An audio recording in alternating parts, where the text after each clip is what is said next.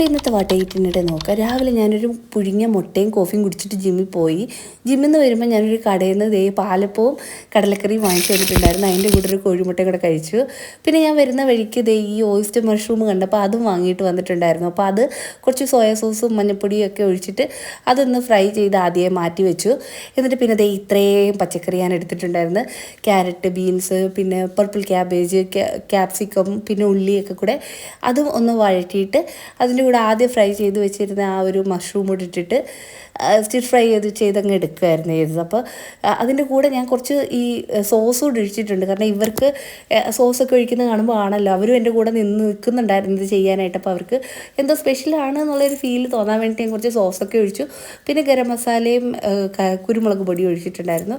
അതും പിന്നെ ചിക്കൻ കറി ഇന്നലത്തെ കുറച്ച് ബാക്കിയുണ്ടായിരുന്നു. അതും ഈ സ്റ്റിർ ഫ്രൈയും പിന്നെ ക്യൂക്കമ്പർ റൈത്തയും ചോറും കൂട്ടിയിട്ട് ലഞ്ച് കഴിച്ചു. നല്ല ടേസ്റ്റ് ഉണ്ടായിരുന്നു കേട്ടോ. ആ മഷ്റൂം ഫ്രൈ ഞാൻ അത്രയും നല്ലതായിട്ട് വരുമെന്ന് വിചാരിച്ചില്ല. പക്ഷേ നല്ല ടേസ്റ്റ് ഉണ്ടായിരുന്നു. ഇവർക്ക് മക്കൾക്കൊക്കെ ഇഷ്ടപ്പെട്ടു.